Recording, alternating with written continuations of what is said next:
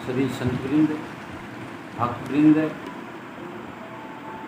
भागवत भक्तजन, माताएं बहनें, भारत के भविष्य कर्णधार बाल गोपाल सुप्त मुख से पधारे सभी देवता देवियों के चरणों में जय श्री कृष्ण, जय श्री राधे, जय श्री राम। आइए जानते हैं वृक्षों की महिमा।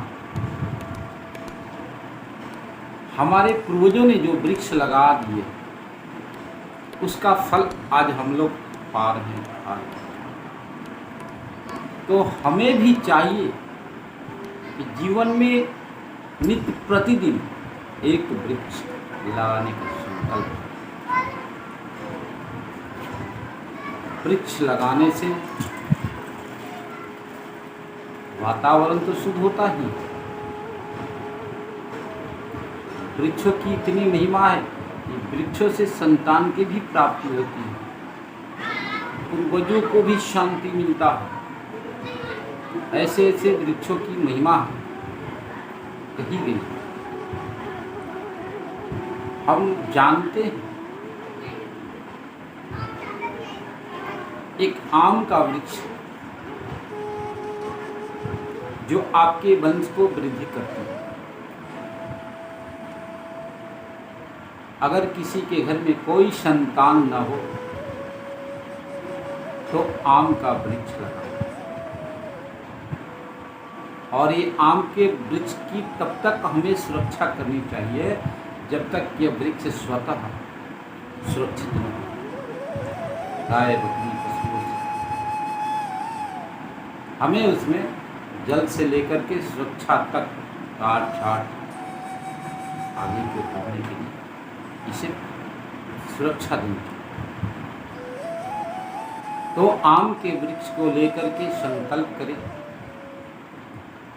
और संकल्प करके आप उस आम के वृक्ष को लगाएं। आप देखेंगे जब आम का फल देने लगेगा, आम के वृक्ष से जब फल आने लगेगा, आपके घर में कोई न कोई संतान अवश्य करेगा। तो आम के वृक्ष के फल की, इसलिए आम का वृक्ष संतान की प्रवृत्ति को, संतान उत्पन्न क्षमता है। इसलिए आम फल जो सबको लगा, जिसके पितर लोग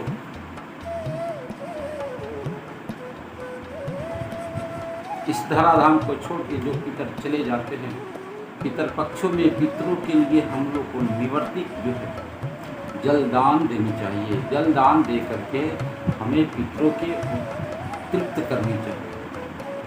सबके घर में पितर लोग निवास करें और जिसके घर में पितर रुष्ट रहते हैं, कभी कभी ये भी देखने की बात है कि उसके घर में संतान की प्राप्ति नहीं। तो पितरों को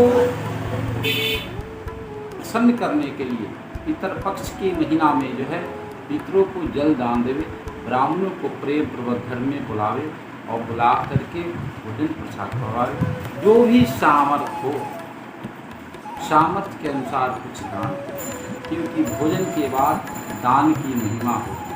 तो कुछ भी जो भी सामर्थ्य हो, व्यवस्था हो, दान अवश्य करना चाहिए। दान करने से पितर लोग प्रसन्न हैं। तो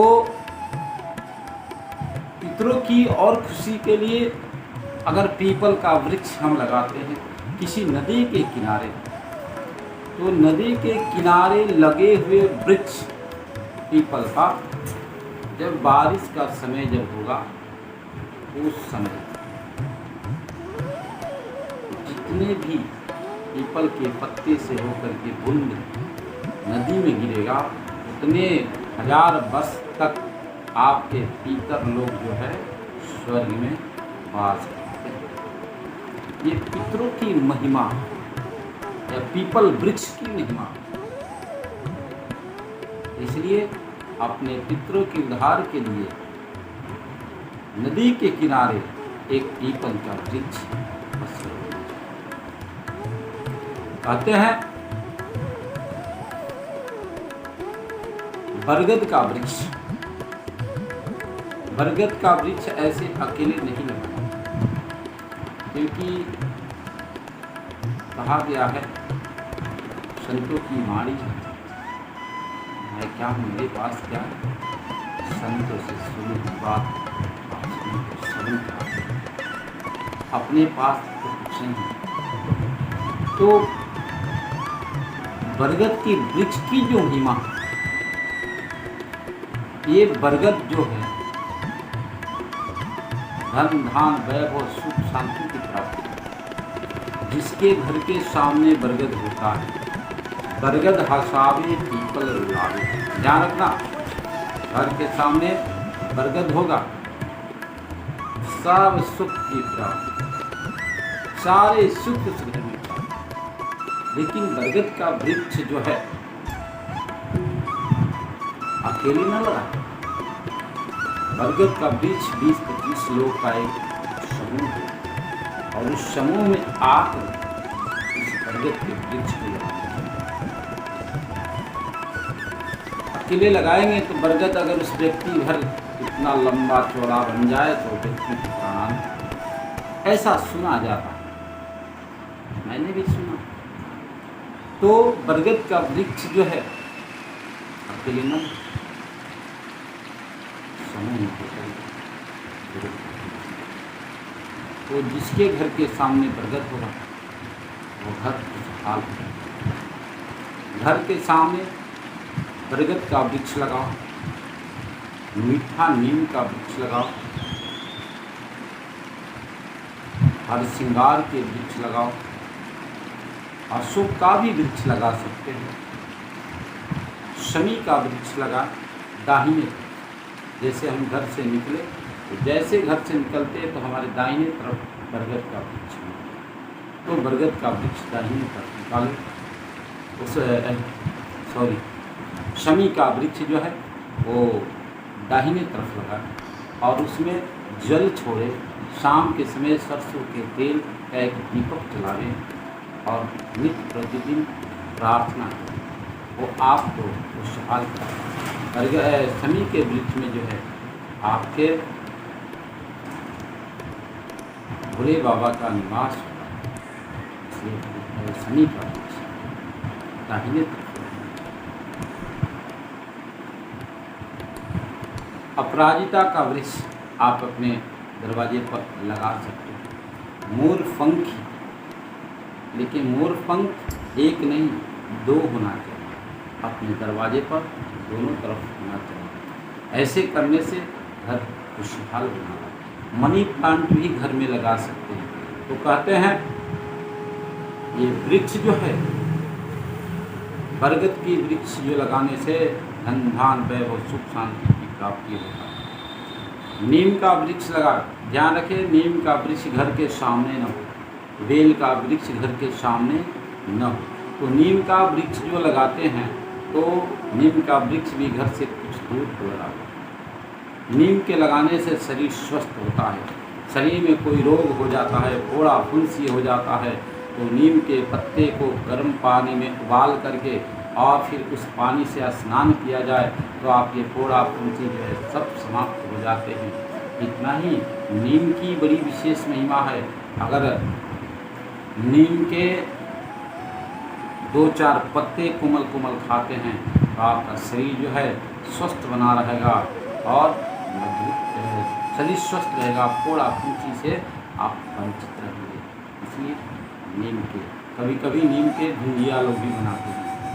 इस भुंजिया को चावल के साथ रोटी के साथ लोग बड़े प्रेम से खाते हैं।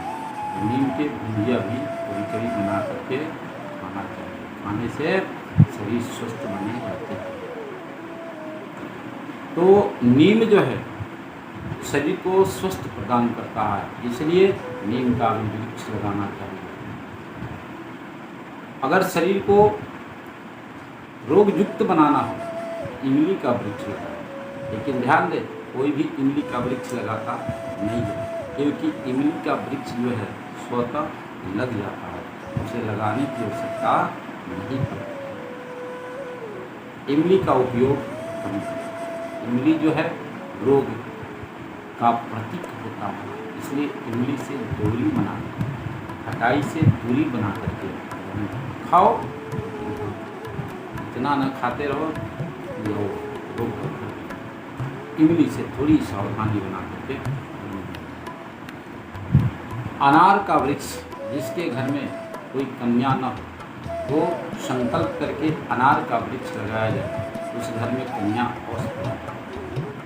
कन्या ऐसे कोई चाहता नहीं है, लेकिन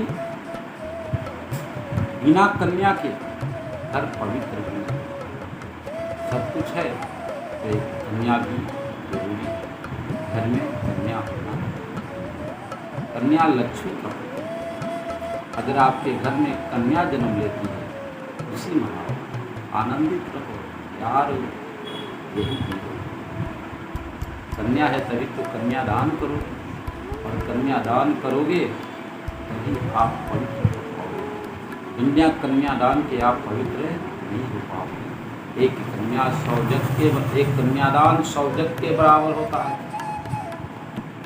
जिसके घर में कन्याएं कृत कार्य करती है वह घर स्वर्ग जैसा। कन्या जो होती है साक्षात लक्ष्मी का स्वरूप है, इसलिए घर में लाला है कि लाली भी। बेटा पिता को तारता, लेकिन कन्या तो फूल को तारती। कन्या भी होना जरूरी है। प्यारे भाई बंधु, कन्या को इतना से भी बाल संसार एक से एक कन्या क्या करनी है। आज अपने नाम स्कृति फैला रही आप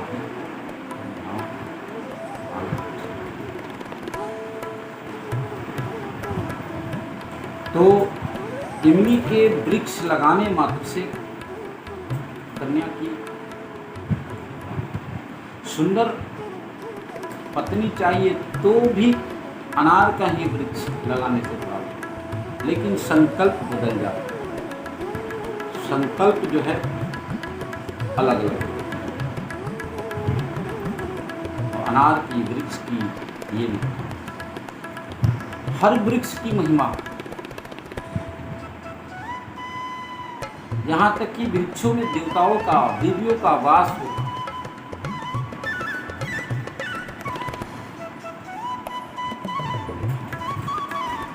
वृक्षों में देवताओं और देवियों का वास हो। वृक्ष देवताओं और देवियों को प्रसन्न करना है। वृक्ष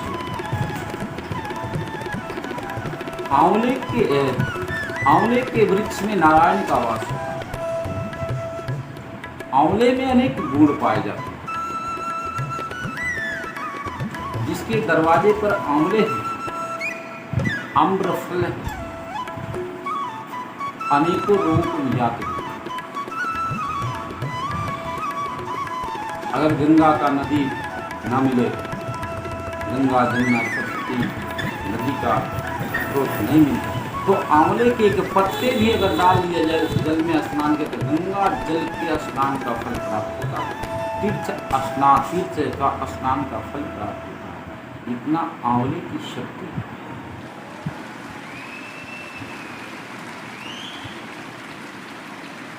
प्यारे बंधु,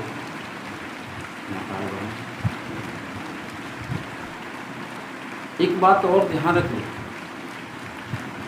जीवन को सुंदर बनाना है तो सुंदर हवाएं चाहिए। बारिश की आवश्यकता है तो वृक्ष चाहिए। सुंदर हवा, सुंदर वृक्ष के लिए, सुंदर हवा, सुंदर वातावरण के लिए, सुंदर वायु के लिए वृक्ष की आवश्यकता है। सबको एक वृक्ष लगाना चाहिए। संकल्प, कोई भी वृक्ष ना मिले, एक तुलसी का ही वृक्ष नहीं तो प्रतिदिन लगावे।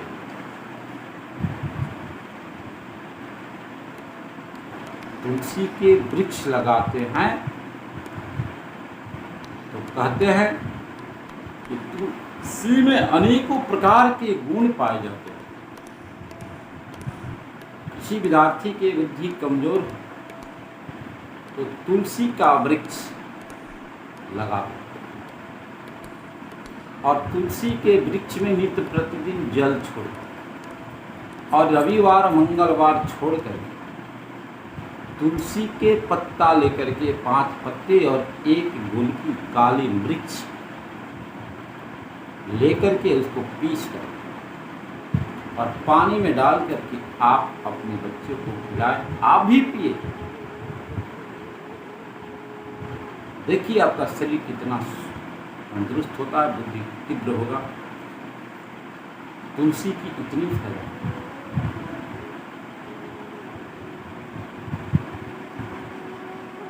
कोई वृक्ष न लगे तो कोई तुलसी ही लगा। तो वृक्ष हमारा जीवन धन है, वृक्ष हमारा प्राण धन है, वृक्ष हमारा शक्ति है, वृक्ष हमारी स्रोत है। जहाँ भी रहते अगर हरा भरा चारों तरफ, कितना सुंदर लगता है। चारों तरफ हरियाली ही हरियाली हो। तो रेगिस्तान हो जाएगा तो पानी के लिए तबाह हो जाएगा। रेगिस्तान मत बनाओ अपने स्थान को, मरुभूमि न बनाओ, आनंदमय जीवन बनाओ, आनंदमय अपने मंगलमय जीवन सुंदर। ये आपका कल्याण है। वृक्ष अपने लिए नहीं, दूसरों के लिए। वृक्ष की छांव हम लेते हैं, वृक्ष धूप में खड़े रहते हैं, आपको शांति प्रदान करते हैं।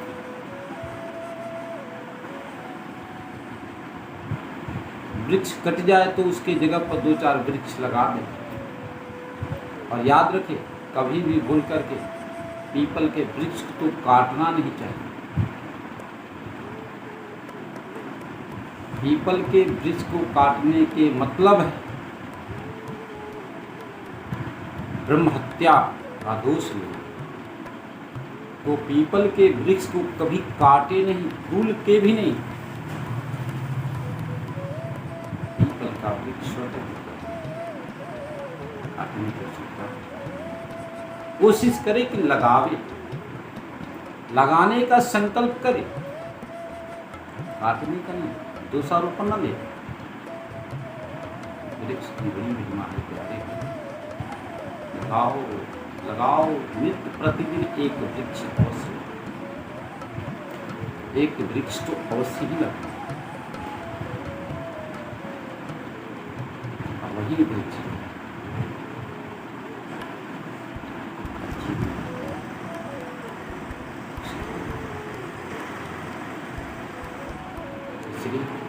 एक वृक्ष लगाने संकल्प होनी चाहिए।